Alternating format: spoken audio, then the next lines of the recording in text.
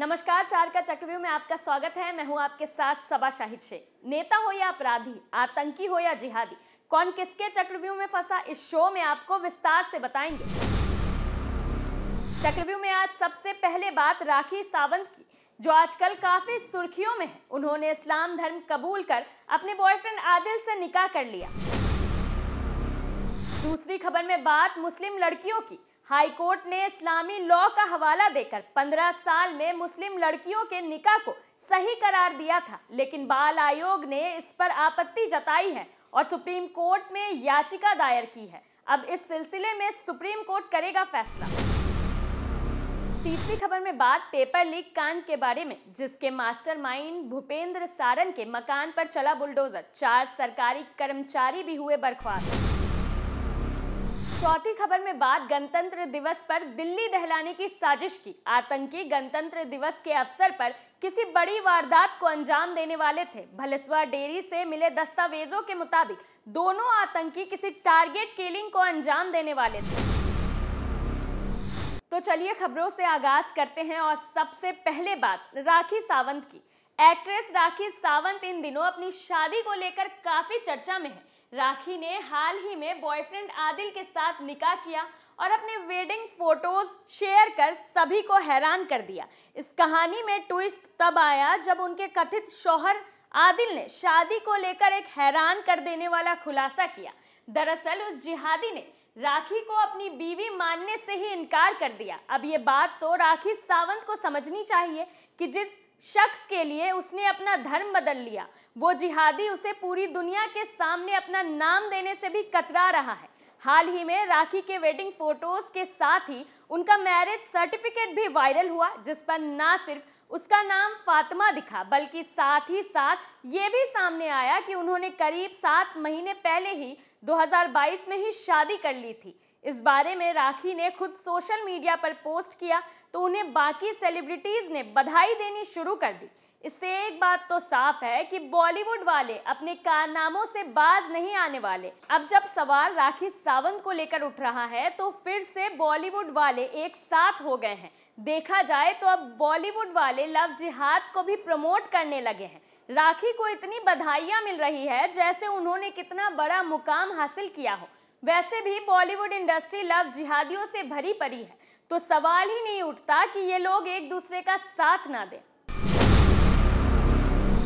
दूसरी खबर में बात मुस्लिम लड़कियों के निकाह की। लड़कियों का निकाह कम से कम कितने साल पर हो, इस पर सुप्रीम कोर्ट विचार करेगा। पिछले दिनों कई राज्यों की हाई कोर्ट ने अपने फैसलों में कहा था कि 15 साल की मुस्लिम लड़कियां निकाह के योग्य होती हैं। इनमें से एक पंजाब और हरियाणा हाई कोर्ट के फैसले के खिलाफ राष्ट्रीय बाल अधिकार संरक्षण आयोग ने सुप्रीम कोर्ट में याचिका दायर की थी, जिसे सुनवाई के लिए मंजूर कर लिया गया है। सुप्रीम कोर्ट ने नवंबर 2022 में पंजाब सरकार को नोटिस दिया था। दरअसल जून 2022 में पंजाब और हरियाणा हाई कोर्ट की सिंगल बेंच ने अपने फैसले में कहा था कि 18 साल से कम उम्र की मुस्लिम लड़की अपनी मर्जी से शादी करने के लिए स्वतंत्र है। अदालत ने निकाह के लिए इस्लामी कानून का हवाला दिया था। इस केस में एक मुस्लिम लड़की अपने प्रेमी से शादी करना चाहती थी। इसी तरह सितंबर 2022 में एक मामले में पंजाब और हरियाणा हाई कोर्ट ने अपने फैसले में कहा था कि मुस्लिम पर्सनल लॉ के मुताबिक लड़की की यौन परिपक्वता और अपनी इच्छा से शादी की उम्र 15 साल की तय की गई है। ऐसे में बाल विवाह कानून के तहत ऐसी शादी पर रोक नहीं लगाई जा सकती। 16 साल की मुस्लिम लड़की ने अपनी इच्छा से शादी की है तो इसे गैर कानूनी नहीं ठहराया जा सकता। वहीं बाल आयोग NCPCR ने अपनी याचिका में कहा है कि हाई कोर्ट का फैसला बाल विवाह की अनुमति देने वाला है। ये बाल विवाह निषेध अधिनियम 2006 का उल्लंघन करता है। याचिका में कहा गया है कि बाल विवाह अधिनियम के प्रावधान सभी धर्मों पर लागू होते हैं।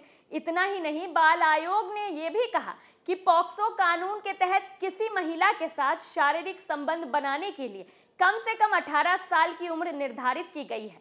ऐसे में पंजाब और हरियाणा हाईकोर्ट का फैसला पॉक्सो एक्ट के खिलाफ है। बाल आयोग की तरफ से भारत सरकार के सॉलिसिटर जनरल तुषार मेहता पेश हुए। उन्होंने कहा कि 18 से कम उम्र में लड़कियों की शादी की जा रही है। उन्होंने पूछा क्या पर्सनल बोर्ड की आड़ लेकर गैर कानूनी काम किया जा सकता है। पॉक्सो कानून को देखते हुए नाबालिग की शादी को कानूनन सही कैसे ठहराया जा सकता है? अब बात तो सही है, एक 15 साल की लड़की के अंदर क्या ही अच्छे भले की समझ होगी, एक 15 साल की बच्ची कैसे ही अच्छे इंसान की परख रख पाएगी।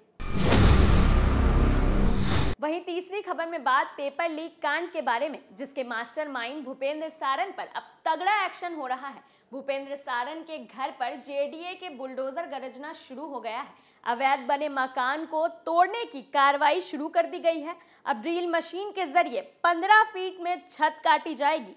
उसके साथ ही पीछे के हिस्से में 8.3 फीट का हिस्सा काटा जाएगा। उसके बाद काटे गए हिस्से को ढहाया जाएगा। पेपर लीक मामले में गहलोत सरकार ने 4 सरकारी कर्मचारियों को भी बर्खास्त कर दिया है। इनमें सिरोही जिले के सीनियर टीचर भागीरथ, जालौर के जसवंत राम स्कूल के senior teacher Rawat Ram, Theliya school के प्रिंसिपल सुरेश कुमार, चितलावना झाब में तैनात सीनियर और असिस्टेंट पुखराज शामिल हैं। इससे पहले जेडीए के ट्रिब्यूनल कोर्ट में इस मामले पर सुनवाई पूरी हुई। ट्रिब्यूनल ने अपना फैसला जेडीए के पक्ष में दिया। आदेश में जेडीए को अवैध हिस्सा तोड़ने और अप्रूव्ड हिस्सा सेफ रखने के लिए कहा गया। ट्रिब्यूनल ने भूपेंद्र सारन की याचिका को खारिज करते हुए ये आदेश दिए। सारन के वकील ने कोर्ट में स्वीकार किया कि उसने अवैध निर्माण किया है। जेडीए ने भी 4 पेज का जवाब पेश किया, जिसमें कहा गया कि ये साधारण अवैध निर्माण का मामला नहीं है, बल्कि हजारों बेरोजगारों के भविष्य और उनकी भावनाओं का मामला है। भूपेंद्र की पत्नी एलची सारन, भाई गोपाल सारन की पत्नी इंदु बाला सारन और खुद गोपाल सारन ने अलग अलग 2 अपील जेडीए के ट्रिब्यूनल कोर्ट में लगातार नोटिस को चुनौती दी है। साथ ही कार्रवाई नहीं करने और मकान पर स्टे देने का आग्रह किया था।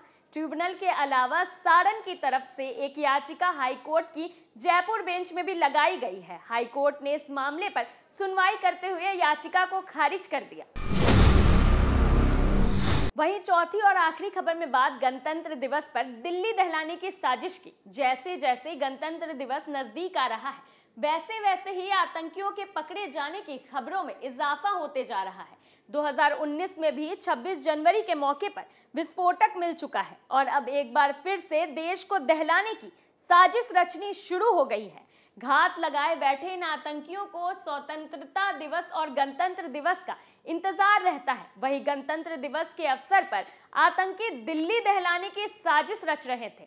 समय रहते पुख्ता इनपुट के आधार पर दिल्ली पुलिस की स्पेशल सेल ने ताबड़तोड़ कार्रवाई करते हुए आतंकियों के मंसूबों पर पानी फेर दिया है। दिल्ली पुलिस की टीम ने जहांगीरपुरी से गिरफ्तार 2 आतंकियों को निशानेदही पर भलसवा डेयरी के एक मकान से 2 जिंदा हैंड ग्रेनेड और कुछ आपत्तिजनक सामग्री बरामद की है। इसी इमारत में कुछ दिन पहले इन आतंकियों ने किसी रसूखदार इंसान की हत्या भी की है। इस हत्या का वीडियो आतंकियों ने अपने आका को भेजा है। देश की इंटेलिजेंस एजेंसी ने यही वीडियो इंटरसेप्ट किया था।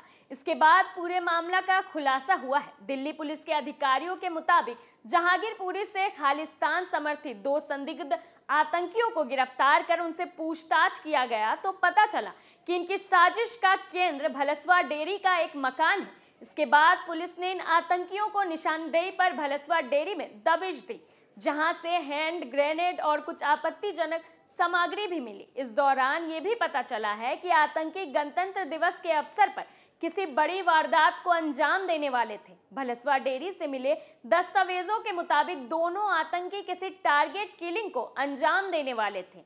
इसके लिए इन्हें अर्शदीप ने ही टारगेट किया था। ये वारदात 26 जनवरी या इससे ठीक पहले अंजाम दिया जाना था। पुलिस अधिकारियों के मुताबिक आतंकी जगजीत सिंह कनाडा में बैठे खालिस्तान आतंकी अर्शदीप डाला के संपर्क में था। वो लंबे समय से अर्शदीप के लिए काम कर रहा था। बीते सप्ताह की गृह मंत्रालय ने अर्शदीप को आतंकी घोषित किया है। 2017 से फरार अर्शदीप डाला केटीएफ यानी खालिस्तान टाइगर फोर्स का आतंकी है। आतंकियों ने किराए का घर ले रखा था। ये आतंकी यहाँ मीटिंग करते थे। पुलिस ने इनके कमरे से 2 हैंड ग्रेनेड, 3 पिस्टल और 22 जिंदा कारतूस के अलावा कुछ आपत्तिजनक सामग्री भी बरामद की।